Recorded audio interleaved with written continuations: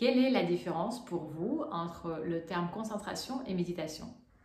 Je vous demande de prendre quelques instants et noter dans les commentaires de cette vidéo les premières réponses qui vous viennent. Et je voudrais ici donner des petites précisions en s'appuyant tout simplement sur Patanjali Yoga Sutra. Souvent aujourd'hui on dit je médite, et c'est un verbe méditer, je vais méditer, c'est un verbe, c'est une action.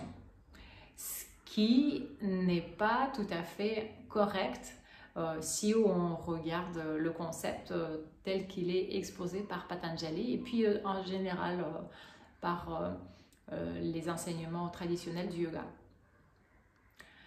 C'est justement la différence entre la concentration et la méditation, qui sont dharana, concentration, et dhyana, méditation, que la concentration va être une action. Donc là, on peut employer un verbe. D'ailleurs, on l'emploie beaucoup moins souvent. On ne dit pas « je me concentre », on dit « je pratique la concentration ». Et quand on arrive dans l'état de méditation, c'est vraiment un état. Il n'y a plus d'action, il n'y a plus de technique. Quand on parle des techniques de méditation, c'est encore une fois pas correct. C'est pas un terme qui est juste, qui est en accord avec les enseignements. Parce que tout ce qu'on fait, donc tout ce qui est de l'ordre de l'action, ça reste au niveau de concentration. Vous voyez, il y a méditation sur la respiration, méditation de marche quand on est en mouvement, méditation quand on mange, quand on saveur, méditation sur le son, méditation sur un objet visuel ou un objet visuel imaginaire. Il y a des multiples techniques, mais tant que c'est une technique, ça va rester la concentration, dharana. Tant qu'on fait l'effort de se concentrer, de maintenir notre attention sur le seul objet ou sur la seule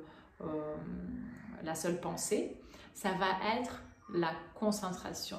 Et la méditation, c'est une fois qu'on est concentré, nous tombons dans l'état de méditation et la méditation va être la même pour tout le monde. Il n'y a pas de technique de méditation. Moi-même, j'emploie ce terme technique de méditation. C'est pour faire raccourci auquel on a l'habitude.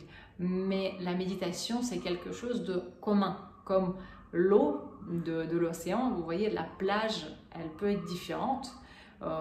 Ça peut être avec du sable, avec des galets, la plage sauvage ou la plage bien aménagée.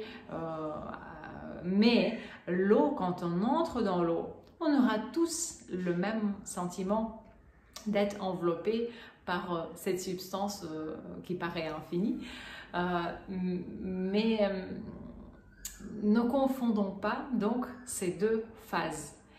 Et aussi par rapport à la méditation, parce qu'aujourd'hui il y a beaucoup de techniques, c'est très bien, il y a beaucoup de techniques qui sont données soit sur internet ou dans les applis ou dans les cours, et je voulais aussi dire que tant que c'est on dit le terme méditation guidée, tant que c'est une méditation guidée où notre attention elle est déplacée d'une chose à une autre, d'une visualisation à autre, d'un ressenti à autre, c'est même pas la concentration, sans parler de méditation, c'est une pré-concentration. On entraîne nos muscles mentaux à maintenir l'attention sur une chose et on est obligé, l'instructeur est obligé de changer, de faire une sorte de scénario de la méditation guidée, parce que le mental aujourd'hui de la personne de la société contemporaine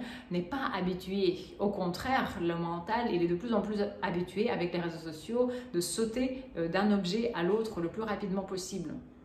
Donc c'est une pré-concentration, ce qu'on appelle la méditation guidée. Quand moi je l'appelle centrage.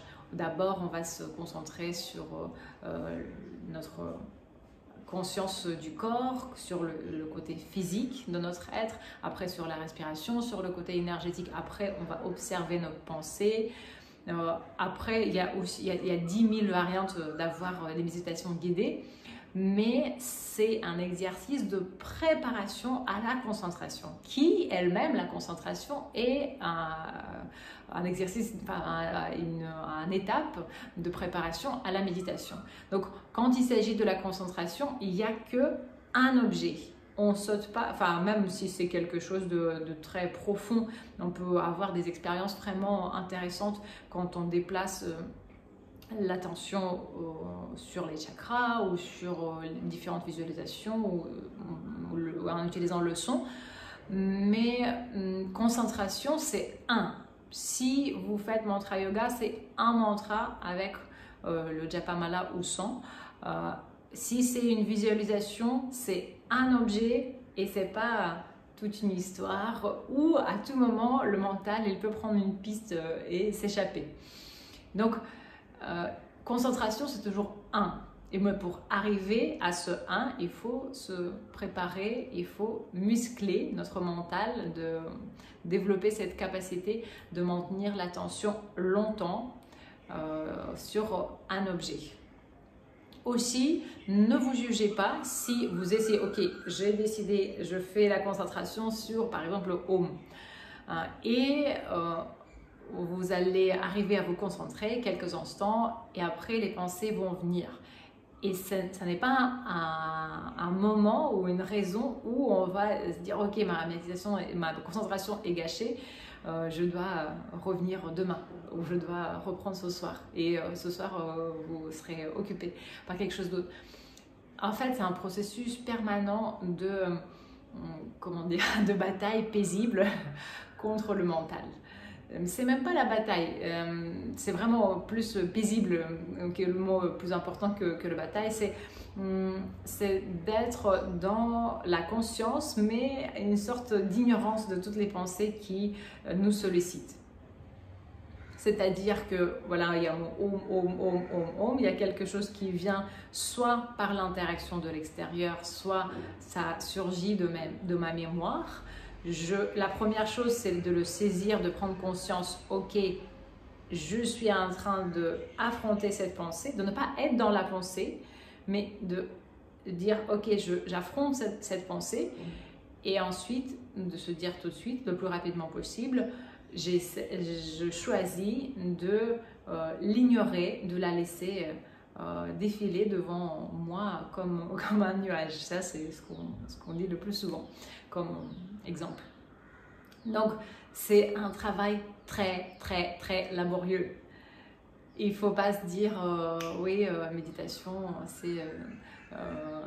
je vais obtenir paix mentale tout simplement en méditant 3 minutes par jour ou 5 minutes par jour, comme c'est souvent un peu vendu.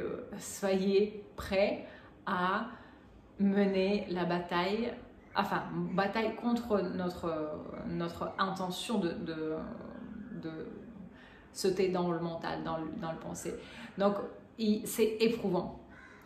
Il faut développer la patience et il y a plusieurs techniques yogiques pour développer la patience, dont les pratiques posturales aussi.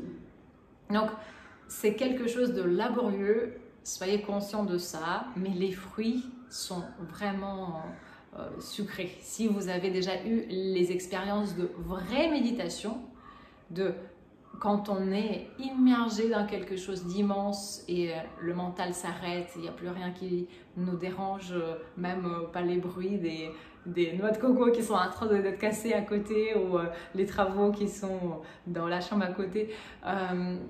On est dans la paix intérieure, on peut se réfugier dans cet océan intérieur. Rien qu'une expérience comme ça de vraie méditation, ça nous donne vraiment le goût de continuer et d'affronter toutes les difficultés. Merci beaucoup. J'espère que ça va vous encourager à pratiquer la méditation. C'était Maitri Yoga Ayurveda. Posez-moi les questions si vous en avez.